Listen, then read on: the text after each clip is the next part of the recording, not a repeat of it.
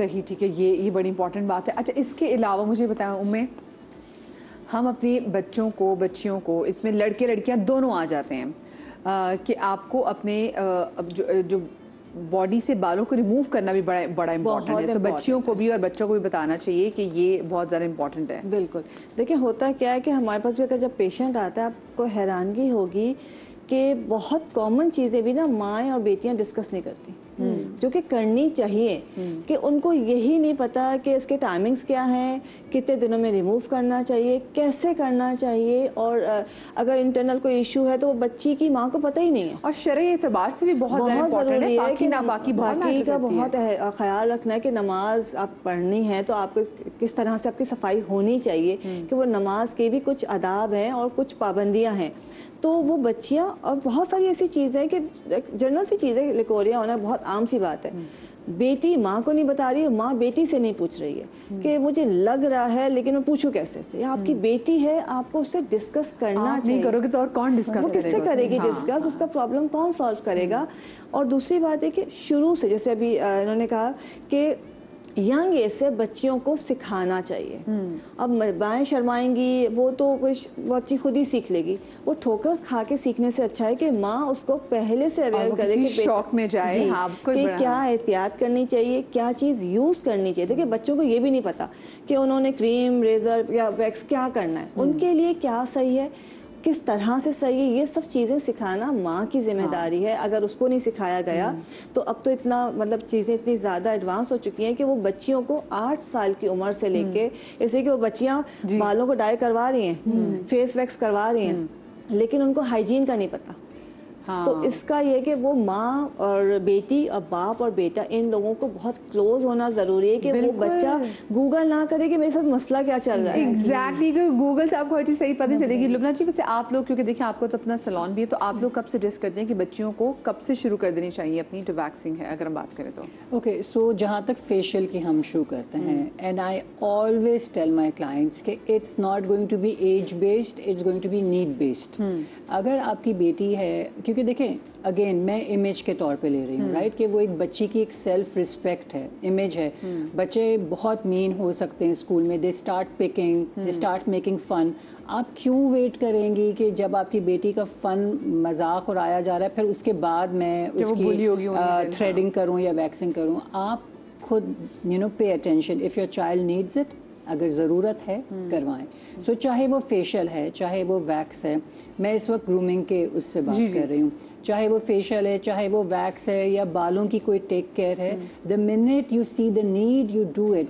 सो facial में भी हम, क्योंकि of course when a young kid comes तो हम प्रोडक्ट अकॉर्डिंगली यूज़ करते हैं, हम कोई हार्श चीज़ें नहीं करते, हम उनसे हाइड्रा करवाने को नहीं कहते, लेकिन एक, क्योंकि बहुत दफ़ा ऐसा होता है कि बच्चियाँ बहुत स्वेट करती हैं, बहुत ऑयली इनकी ग्लैंड्स हो जाते हैं, स्पेशली हार्मोनल चेंजेस के साथ, so they can't do the cleansing, the deep cleansing that is required. तो हम आप आके बस क्लेंजिंग करवा लें, आप थ्रेडिंग उस एज पे शुरू कर दें, या वैक्सिंग, जो भी आप प्रेफर्ड आपका मेथड है। जब आप देखें नीड, आपको नज़र आ रहा है कि शैडो शुरू हो गया, आप शुरू कर दें। क्योंकि बहुत दफ़ा ऐसा हुआ, मेरी अपनी बेटियां हैं कि वो बच्चियों का मजाक हो रहा होता है स्कूल में, वो बच्ची माँ जो है वो बेखबर है, उनको पता ही नहीं है कि बच्ची के साथ स्कूल में क्या हो रहा है। अगर आपने अर्ली शुरू कर दिया तो फिर वो आपको जल्दी उससे छुटकारा भी मिल जाता है। मुझे बताएं, अब तो क्योंकि लेजर का भी टाइम आ गया है, तो कौन सी एज से आप लोग सजेस्ट करते हैं कि अगर परमानेंट हेयर रिमूवर की तरफ जाएं तो लेजर करवाना शुरू करें? अच्छा, जहाँ तक लेजर की बात है तो उसमें हम ये सजेस्ट करते हैं कि वंस प्यूबर्टी कंप्लीट हो जाए, जिसमें आपके साइकिल रेगुलेट हो जाए, then you can come and get the session of laser. अच्छा, उसमें ये एज नहीं आती, क्योंकि फिर 18 तो फिर बहुत आगे चली गई। You get जल्दी, हाँ, रेगुलर साल बाद regular when you have at least 6 to 8 months regular cycle, then you can come and get the बच्चियों को प्यूबर्टी बच्चियां हिट कर जाती हैं 9-10 साल में भी, बल्कि अब तो होता है कि 13 साल में बच्ची को लेट हो जाता है प्यूबर्टी। तो अगर आपको जल्दी 10 साल में भी हो जाता है तो आप उसका 1 साल वेट करने के बाद then you can have it, आप आराम से लेजर करा सकते हैं। Two things are there, either 1 year या समटाइम्स इवन 1 साल बाद भी उनके रेगुलर नहीं हुए होते हैं। You have to wait till the cycle has settled down into a regular rhythm. और मेडिकल साइंस भी यही कहती है। अगर जैसे 12-13 साल में वो रेगुलर नहीं हो पा रहे किसी वजह से, तो there must be an hormonal imbalance. तो पहले हार्मोनल इम्बैलेंस को ट्रीट करा लेना चाहिए and then come and get the session of laser. क्योंकि अगर हार्मोनल इम्बैलेंस अंदर चल रहा होगा और हम ऊपर से लेजर के सेशन देंगे तो they won't get the desired result, they won't get. अच्छा, आजकल क्या है, बेसिकली 10 पे जो है प्यूबर्टी हिट कर रहे हैं and cycles haven't started but they are getting hair, ठीक है, अंडर आर्म्स, अंडर लेग्स। तो what I suggest is that if you are comfortable with the waxing, then go for it. If you are not comfortable with the waxing, you can have a laser लेकिन आप session. माँ को क्या suggest करती है कि मैं बच्चे यही की कौन सजेस्ट सी- करती हूँ, मैं यही सजेस्ट करती हूँ जिसमें बच्चा कंफर्टेबल है आप वो करवाइए। And lasers are also very safe, waxing is also very safe. उसके बाद लगाने के इतने अच्छे सिरम्स आ गए हैं कि अंडर आर्म, मैंने कल अपने बेटे के अंडर आर्म्स किए लेजर, ठीक है। इट्स नॉट गुड, चाहे लड़का हो चाहे लड़की हो, क्योंकि बेटी के किए थे तो उसको खुद फील हुआ कि अब जो है मेरे स्मेल आने शुरू हो गई है, it's all because of hair. तो मैंने कहा हाँ ठीक है करवा लो, तो फिर मैंने उसको किए। द थिंग इज कि चाहे बाल हो चाहे स्वेट हो, ये ख़राब चीज़ें हैं, या आपकी हाइजीन को मुतासिर करती हैं। इस्लामिकली भी आप नमाज नहीं परफॉर्म कर सकते अगर आपका 1 सेंटीमीटर से ज़्यादा बड़ा बाल है, तो आप उसकी ग्रोथ ही को कम कर दीजिए। एंड सेकेंडरी, आफ्टर 50+, 60+ बहुत इशू आता है। मैं आपको बताऊं कि मैंने जो है वो लेज़र को बहुत रेगुलरली, और I have started doing investment जब मेरे पास एक 60+ विमेन आई हैं and husband is very caring सब कुछ, and she wants to reduce the under leg hair. क्यों? इसलिए कि वो कर नहीं पाती थी। शी हैज़ स्टार्टेड पार्किंसन, और मुझसे कहेंगी मेरी बेटी बहुत अच्छी है, वो शी लिव्स इन न्यूयॉर्क, और उसको ऑल द वे जो है वो फ्लोरिडा आने में बहुत टाइम लगता है, और मेरा हाथ, आई डोंट लाइक कि मेरे हस्बैंड जो है वो ये काम करें। और बेटा मेरा कोई है नहीं, माई बहू इज़ वेरी गुड, बेटा है लेकिन वो दूर रहता है, और बहू मेरे साथ रहती है लेकिन मुझे अच्छा। तो she has just taken 4 to 5 sittings because of this purpose. और ये चीज़ें आप पहले से जो है वो कर लें तो ज़्यादा भी तो होता है। जाहिर सी बात है, आप 40 जब आप क्रॉस करते हैं उसके बाद आपकी इतनी एनर्जी, इतना मेटाबॉलिज्म नहीं रहता कि आप जो है वो मंथली बेसिस पे जो है वो ये काम कर सकें। इसलिए इन चीज़ों में आप इन्वेस्टमेंट करना नेसेसिटी है। अच्छा, ये वैसे आपने जो बात की कि बीइंग अ बॉयज मोम, आपने कहा कि हाँ जरूरी है कि आपने खुद अपने बेटे के लिए भी किया, कि यहाँ पे हम कहते हैं कोई बात नहीं भी, लड़के हेरी नहीं होंगे तो कौन हेरी होंगे? अरे वो लड़का है, भालू थोड़ी है। नहीं, मैनली थिंग में देखिए, मैनली थिंग में और भालू होने में डिफरेंस है। आपका बाल कहीं पे गिरना नहीं चाहिए, दैट इज ए नापाकी। अगर वो किसी और की बॉडी पे, किसी और के कपड़ों से टच हो रहा है, आपकी नमाजें भी जाएंगी और उनकी भी नमाजें जाएंगी। माय गॉड, देखिए कितना ये बिग गुनाह, ट्रिकी टॉपिक है और कितना जरूरी है बड़ा गुनाह। यस, बिल्कुल। तो जब ये चीज स्टार्ट हो जाए, जब आपको लगे कि shedding of body hair start हो गए, you should get the laser. सही, ठीक है, ये बड़ा जरूरी है। अच्छा उम्मे, हम नेक्स्ट चीज अब क्या करने जा रहे हैं? छोटी सी चीज़ बताऊंगी, बाकी तो सब चीज़ें डिस्कस हो ही रही हैं कि नॉर्मली स्मेल पैरों से बहुत आती है, और खासकर जो मर्द हजरात हैं, जेंट्स, उनके बहुत परेशान होते हैं। डिफरेंट चीज़ें हम बता रहे होते हैं, सब चीज़ें आप कर सकते हैं, लेकिन एक ऑयल बनाए, कोकोनट ऑयल आपने लेना है, उसके अंदर लेवेंडर ऑयल और टी ट्री ऑयल ये मिला के रख लेना है। ठीक है। तकरीबन 1 टेबलस्पून कोकोनट ऑयल लिया, उसमें 1 टीस्पून लेवेंडर, 1 टीस्पून आपने टी ट्री ऑयल डाला, ये मिक्सचर बना के रख लिया। आप आए, आपने शाम के वजह से पैर वॉश किए, वॉश करने के बाद उसको थोड़ा सा फिटकरी जो है लगा के उसको अच्छी तरह सुखा लिया। ठीक है। और ये जो ऑयल बनाया इसका खूब अच्छी तरह से मसाज करें और सो जाएं। ये जिनके पैरों से बहुत स्मेल आती है उनके लिए इंतहाई इफेक्टिव है। अच्छा, सर तुम्हें लगता है लेवेंडर ऑयल भी तो नींद भी पूरी नींद भी बहुत अच्छी है। कोकोनट ऑयल के अंदर लेवेंडर ऑयल और दूसरी कौन सी? Tea tree oil. Tea tree oil, ठीक है। तो वो जब अगर बैक्टीरिया भी है, कोई इन्फेक्शन भी है, कोई और चीज़ है, तो टी ट्री उसको ठीक कर देगा और उसकी वजह से, और स्मेल, खुशबू भी अच्छी है, नींद भी अच्छी है। और सबसे अच्छी बात है कि तीनों का कॉम्बिनेशन जो है पैरों के पसीनों को बिल्कुल 100% क्योर कर देता है। ऐसी मेडिसिन्स आ गई हैं अब, ऐसे ट्रीटमेंट्स के अलावा होम्योपैथिक की मेडिसिन्स हैं कि डिफरेंट मेडिसिन्स आप खाते हैं, 2-3 मंथ्स में आपका पसीना जो है नॉर्मल होना शुरू हो जाता है। और ऐसी भी है कि सिर्फ 1 डोज से ही पसीना कंट्रोल हो जाता है। सही। अच्छा जी, मुझे एक ब्रेक की तरफ जाना है, ब्रेक के बाद आएंगे, मजीद बहुत सारी चीज़ों पे डिस्कशन हमारी भी करना बाकी है, लेकिन छोटी सी ब्रेक, क्योंकि ये जो ब्रेक है ना, ये बड़ी अच्छी हाइजीन है मेरे शो की। ब्रेक के बाद हाजिर होते, कहीं मत जाइएगा।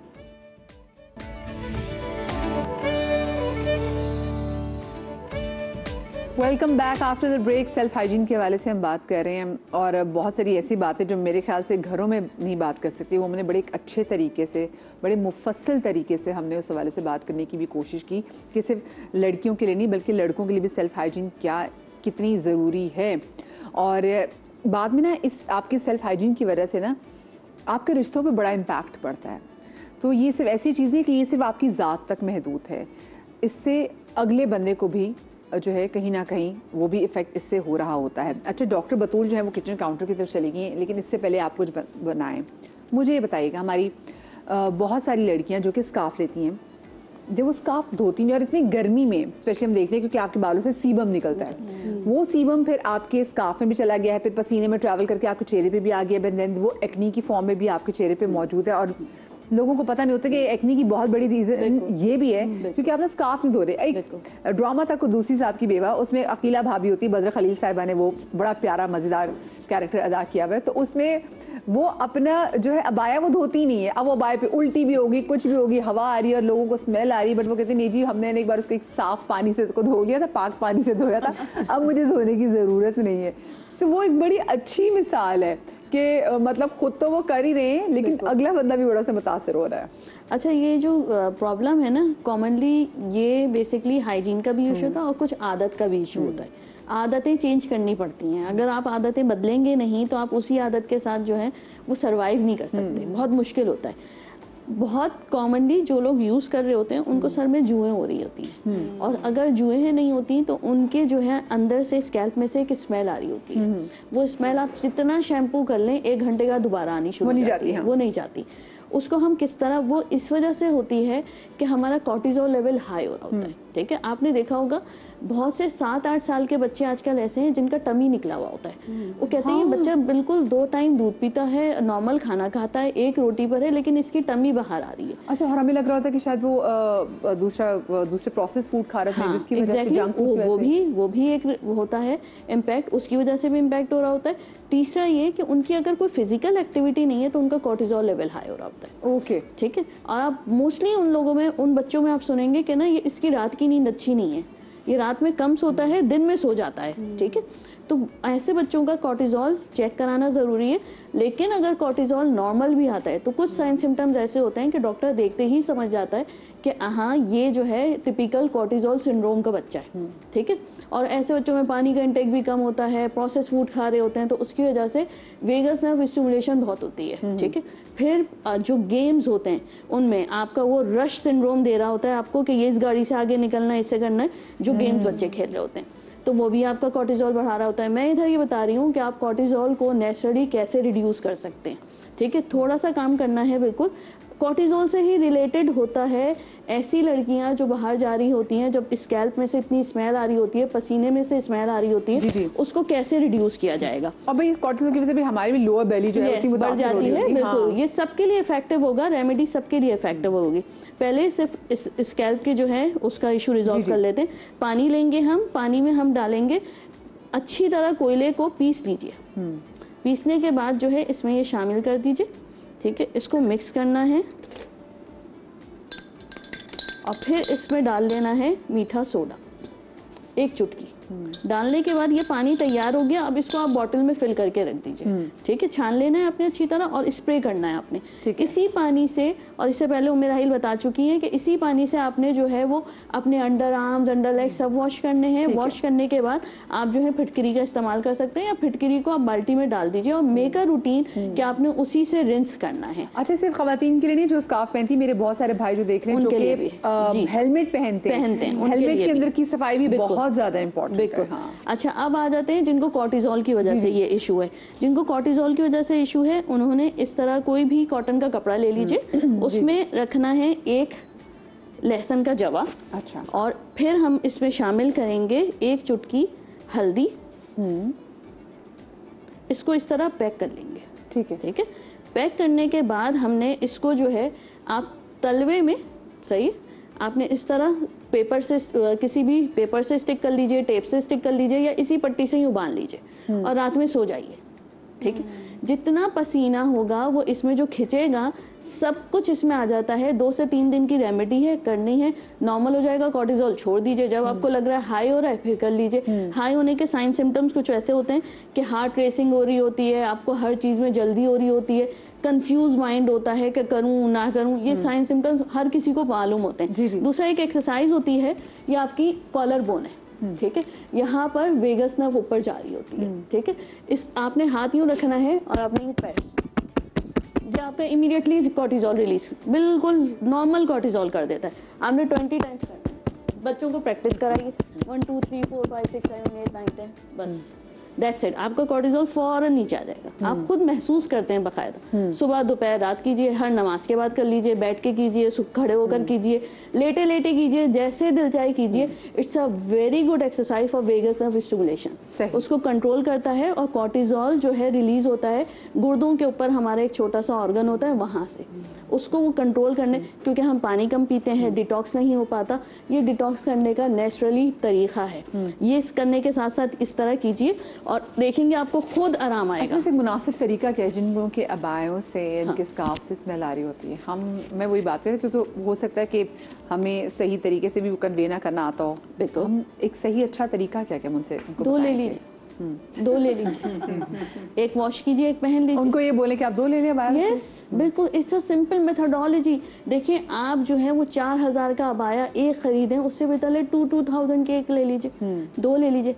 आपकी सैनिटी से बढ़कर, आपकी हाइजीन से बढ़कर कुछ भी नहीं होता। अबाए तो होते हैं लेकिन सुस्ती होती है, वो ब्लैक है तो चल जाएगा। और अंडर कैप्स वॉश होती है, ब्लैक, एक तो वो हीट पसीना, लाइट कलर के वेयर कीजिए, चलाते हैं बाहर। अच्छा, और हम फैब्रिक भी नहीं देखते ना कि हम कौन सा फैब्रिक इस्तेमाल करने जा रहे हैं, ये भी कितना मैटर करता है। अच्छा, और इसमें अगेन अगर बालों का ताल्लुक है तो just let me tell you कि अगर आप अपना स्कार्फ नहीं चेंज करते या अंदर का कैप नहीं चेंज करते और मुसलसल वही टाइट बंधा हुआ है, you will start losing hair. और अक्सर जो पहनती है ना, उनके यहाँ से हल्के होने लगते हैं बाल, तो वो यही पूछती है कि अब इसका मैं क्या करूँ। तो ऑफ कोर्स एक तो हाइजीन है कि प्लीज़ चेंज रेगुलरली, एंड दूसरा ये है कि give your hair some room in the fresh air. तो आप अगर हर वक्त अबाया पहनती हैं घर में, प्लीज़ देन मेक श्योर कि आपने अपने बाल खोले, अच्छे से उसको कोम करें ताकि सर्कुलेशन आए, और फिर बाहर धूप में जाएं, let it air a little bit. The other tip is, जिनके बाल,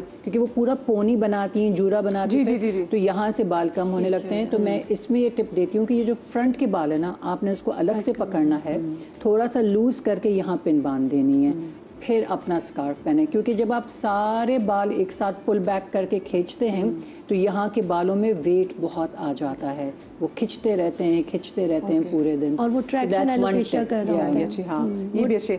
और वो जो फिर जब सर में आप ऐड करना चाहिए, मैं ऐड ये करना चाह रही हूँ, अब लाइसेस हो गई और फिर जो है उसका लीकें भी हो रही हैं और वो ख़त्म नहीं हो रही, और एंटी लाइस शैम्पू या जो भी सोल्यूशंस मिलते हैं वो लोग इस्तेमाल करना नहीं चाहते क्योंकि जो है वो ड्राइनेस कराते हैं। ठीक है, बहुत आसान सी रेमेडी बता रही हूँ। सरसों का तेल लेना है हमें,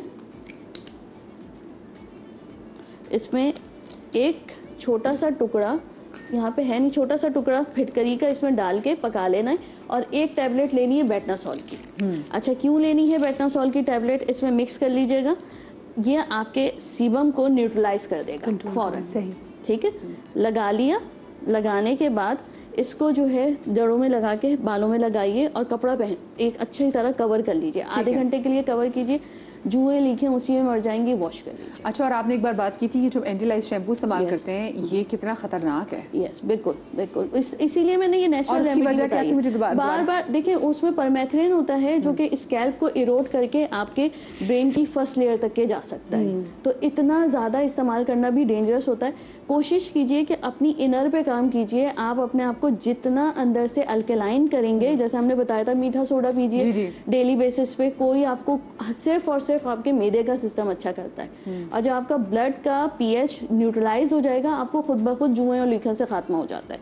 पानी का इस्तेमाल अच्छा कीजिए, ये रेमेडी यूज़ कीजिए। अब इसमें नेचुरल चीज़ें, इसमें कोई ऐसी चीज़ नहीं है जो ब्रेन की लेयर तक पहुँचे और आपको नुकसान पहुँचाए ना, तो आपने ये करना है, कपड़ा पहन लीजिए, उसका शैम्पू कर लीजिए, रेगुलर शैम्पू यूज़ कीजिए, न्यूट्रल पीएच वाला शैम्पू होना चाहिए। करेंगे, ऑल्टरनेट डेज पे भी कर सकते हैं और रेगुलर बेसिस पे भी कर सकते हैं।